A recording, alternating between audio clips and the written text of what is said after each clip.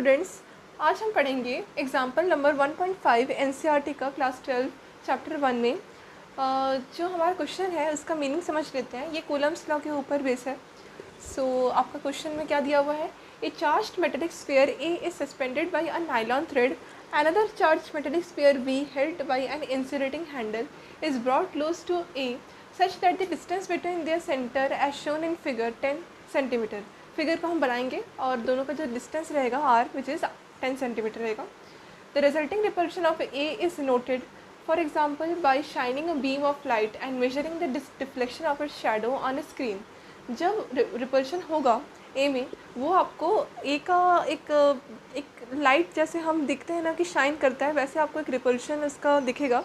और वो रिपल्शन आप शैडो के, उसका जो शैडो नीचे होगा उस स्क्रीन में, या उस शैडो के अकॉर्डिंग हम उसका डिस्टेंस मेजर कर लेंगे which is given as 10 centimetre. Again sphere A and B are touched by uncharged spheres. अब जो ए एंड बी जो स्फीयर थे सेम चार्ज के, वो क्योंकि हमें पता है कि रिपल्शन तभी होता है जब एक ऑब्जेक्ट दूसरे ऑब्जेक्ट के सामने सेम चार्ज का हो। यहाँ पर प्लस प्लस चार्ज हमारा एनसीईआरटी में गिवन था, हम प्लस प्लस चार्ज ही ड्रॉ करेंगे। Are touch by uncharged sphere. अब ए एंड बी के साथ हम और दो अनचार्ज स्फीयर्स का ऐड करेंगे। अब ए के साथ सी को हम जोड़ेंगे, ज्वाइन करेंगे, और बी के साथ डी को कॉन्टैक्ट में लाएंगे रिस्पेक्टिवली। ये हम दूसरे फिगर में बनाएंगे। फिर जब सी और डी एक टाइम जब दोनों में चार्जेस ट्रैवल करके एक मतलब चार्जेस बन जाएंगे, सेम चार्जेस जब उसमें भी प्रोड्यूस हो जाएंगे, और देन अब सी और डी रिमूव हो जाएगा and B is brought closer to A to a distance of 5.0 centimetre.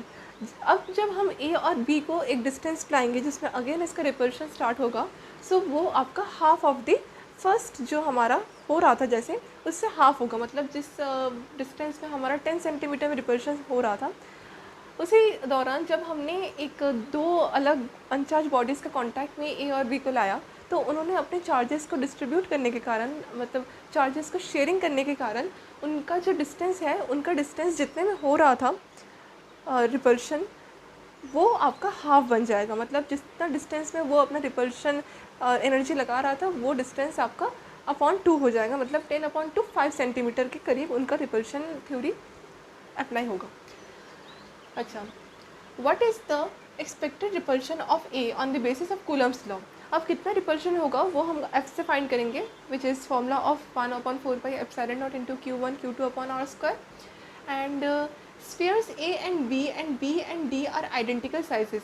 जब कोई ऑब्जेक्ट अपने आप से आइडेंटिकल साइजेस के होते हैं, तब वो क्या होता है, अपने आप को एक वन बॉडी फॉर्म में चेंज कर लेते हैं। मतलब वो जब अपने चार्जेस को माइग्रेट करके शेयर करेंगे, तब वो दोनों अपने अपने शेप्स के बिल्कुल सेम साइज़ के रहने चाहिए। इसी को हम आइडेंटिकल फॉर्म बोलते हैं। Ignore the sizes of A and B in comparison to the separation between their centres. इसका मतलब ये है कि जब हम सेपरेट कर रहे थे, तब मतलब जब हम ए और बी को एक सेपरेशन, मतलब जो डिस्टेंस बना के रखे हैं, उसी डिस्टेंस के टाइम में हम दोनों को उसका शेप को क्या करना पड़ेगा, नेगलेक्ट करना पड़ेगा। क्यों? क्योंकि हमारा पहले एक शेप था, उस शेप में हमने अपना चार्जेस ट्रैवल करवाए हैं, और उसके बाद जब हमारा डिस्टेंस हाफ हो गया, उस टाइम में हमको साइजेस मैटर नहीं करता। तब हमारा ये मैटर करता है कि जो हमारा फर्स्ट फोर्स था और हमारा जो फोर्स आने वाला फोर्स है जो जनरेट होगा after the contact of uncharged bodies, उनके बाद जो फोर्स का जो मतलब हम कंडीशन देखेंगे, उन दोनों का कंपैरिजन में हमको साइजेस मैटर नहीं करते। ये आपका एक छोटा मोटा हिंट है। अब हम स्टार्ट करते हैं अपना डायग्राम के साथ एक छोटा सा थ्योरी समझना। ये थ्योरी में मैथ्स नहीं है, आप मैथ्स करके देख सकते हो इसका आंसर क्या आएगा। बाकी इसमें मैथ्स करने की ज़रूरत नहीं है, तो हम मैथ्स नहीं करेंगे, सिर्फ इसका थ्योरी लिखेंगे, क्योंकि अकॉर्डिंग टू एनसीईआरटी एग्जाम्पल आपको सिर्फ थ्योरी में आंसर ख़त्म करके रखा है, और आंसर के लास्ट में कौन सा कंक्लूजन आ रहा है वो भी हम जानेंगे। एक काम करते हैं, मिटाने के लिए हम सॉल्यूशन सॉल्व करने के लिए मिटा देते हैं।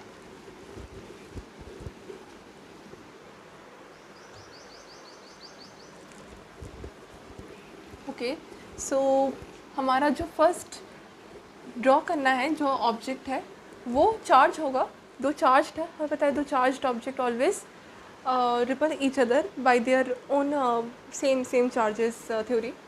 तो फर्स्ट हमारे पास एक ऑब्जेक्ट दे रखा है, मान लो कि ये हमारा एक ऑब्जेक्ट ए है। ये object I can't draw perfect circles. So ये आपका एक ऑब्जेक्ट ए है और ये आपका एक ऑब्जेक्ट बी है। अब ये ऑब्जेक्ट ए में जो आपका मतलब ये ऑब्जेक्ट ए को हमने रखा है एक हैंग फॉर्म में, मतलब ये एक नायलॉन के थ्रेड से हैंग्ड है। अगेन जो बी है वो भी आपको एक उसके फ्रंट में रखना, और ये जो बी ऑब्जेक्ट है उस बी ऑब्जेक्ट को हमने एक हाथ से पकड़ा रखा हुआ है एक इंसुलेटिंग स्टैंड से, विच इज़ लाइक दिस। ये आपका हाथ है।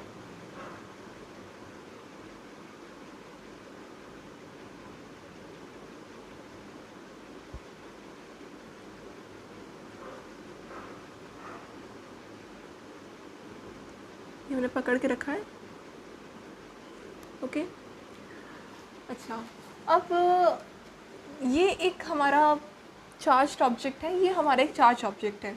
दोनों को प्लस प्लस से रिप्रेजेंट किया है, तो हमने प्लस प्लस को अगेन इसके आइडेंटिकल फॉर्म में रिप्रेजेंट कर दिए। अब दोनों में क्या होगा, रिपल्शन होगा, तो दोनों में एक रिपल्सिव फोर्स लगेगा, कुछ ऐसा। अब ये ए है, सो ये ए और ये बी में चार्जेस है। सो फर्स्ट में हम ए को चार्जेस देते हैं Q1 और बी को चार्ज दे देते हैं Q2, ठीक है। और इसके अकॉर्डिंग जो फोर्स लगेगा वो कैसे लगेगा, F is equals to 1/4 pi epsilon not into Q1 Q2 upon R²। दोनों का जो डिस्टेंस है जब वो रिपल्सिव नेचर में आ रहे हैं तब वो 10 सेंटीमीटर में होने चाहिए, ठीक है। दोनों का जो सेपरेशन है, जो डिस्टेंस है वो 10 सेंटीमीटर होना चाहिए एट फर्स्ट। अब ये आपका फर्स्ट जो F है उस टाइम का है। सेकंड में हमारे पास इसका जो ड्राइंग दिया है एनसीईआरटी के अकॉर्डिंग, वो कैसे दिया हुआ है। अगेन ये आपका फिगर फर्स्ट है ना, फिगर ए लिख देते हैं। जो फिगर बी है उसमें अगेन एक चार्ज ऑब्जेक्ट है। ये चार्ज ऑब्जेक्ट को हमने हैंग करके रखा था, ये ए है, और इसके साथ एक कांटेक्ट में ला रहे हैं हम charged uncharged object which is C, जो कि एक इंसुलेटेड स्टैंड से हेल्ड है। इसके सामने बी था, इसी को मैं ऐसे ड्रॉ कर रही हूँ। इसके कांटेक्ट में बस दो अनचार्ज ऑब्जेक्ट को टच में ला रहे हैं, और इसके साथ डी है, ये अनचार्ज्ड है। अब इसमें प्लस प्लस था, इसमें भी प्लस प्लस था। अब क्या होगा, दोनों में चार्जेस डिवाइड हो जाएंगे, मतलब दोनों में चार्जेस सेपरेट हो जाएंगे। अब हमें पता है कि जब चार्जेस सेपरेट हो जाते हैं तब उनमें एक फॉर्मूला लगता है विच इज़ Q/2। दोनों में सेम Q/2 का फॉर्मूला लगेगा, क्योंकि हमें पता है कि अकॉर्डिंग टू एनसीईआरटी, मान लो कोई बॉडी में Q चार्ज प्रेजेंट है, तो जब वो बॉडी किसी अलग बॉडी के कांटेक्ट में आता है जो कि अनचार्ज होता है, तो ये जब अपने चार्ज को इस बॉडी में सप्लाई करेगा तो दोनों में ही सेम चार्जेस इंड्यूस होंगे which is half of the main Q, मतलब Q/2 दोनों में ही चार्जेस अप्लाई करेंगे।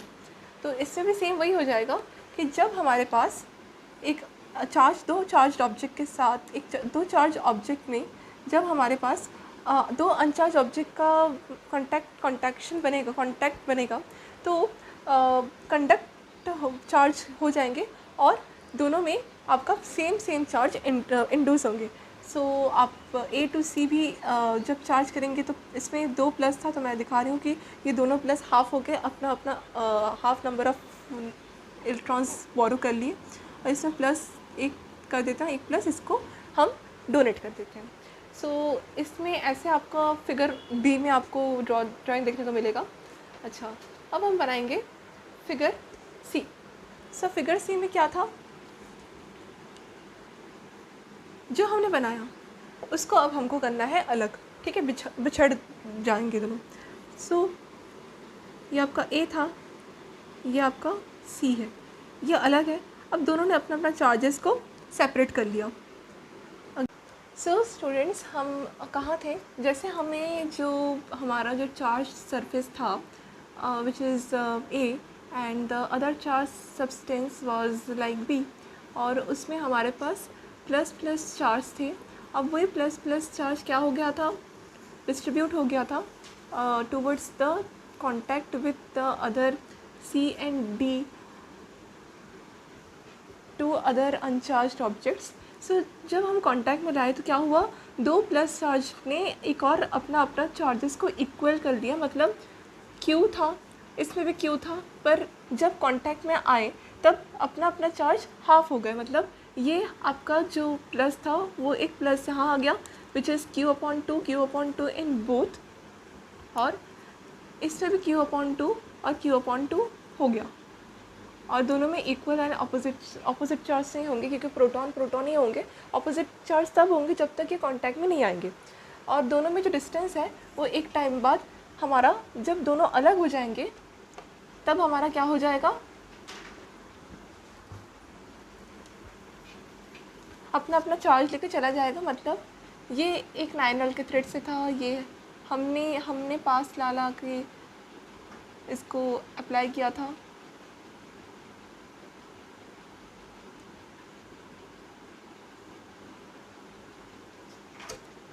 ये इंसुलेटिंग स्टैंड से हमने एक चार्ज्ड सब्सटेंस को पकड़ रखा है।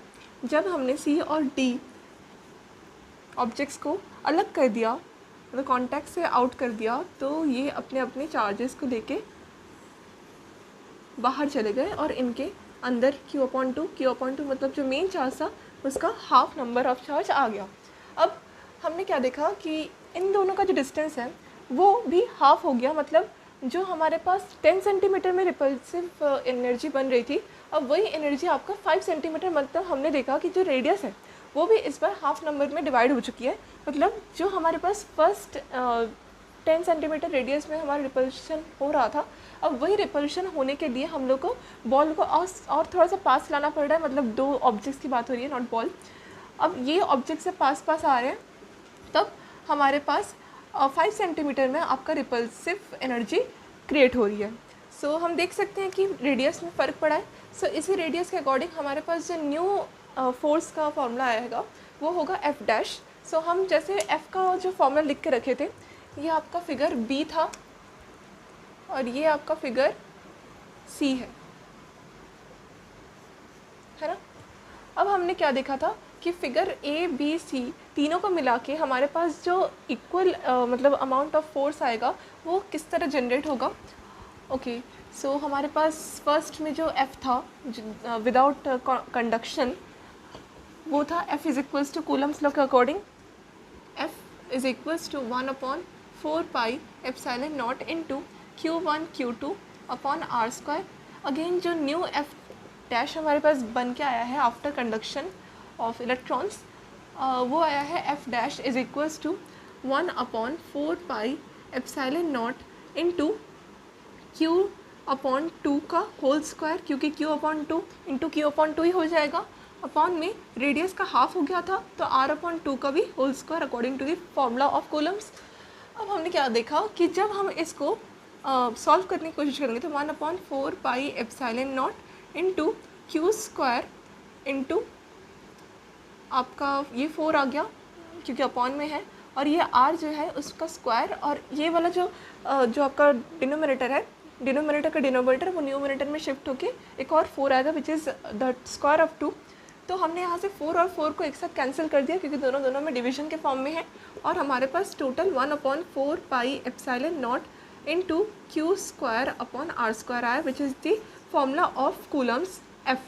सो here we can write that f is equals to f dash which is 1/4 pi epsilon naught into q square upon r square which is also equals the f dash value 1/4 pi epsilon naught into q square upon r square।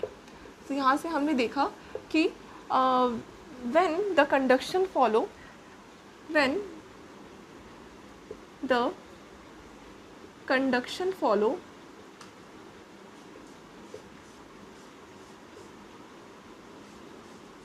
the force before changes and after changes remains unaltered.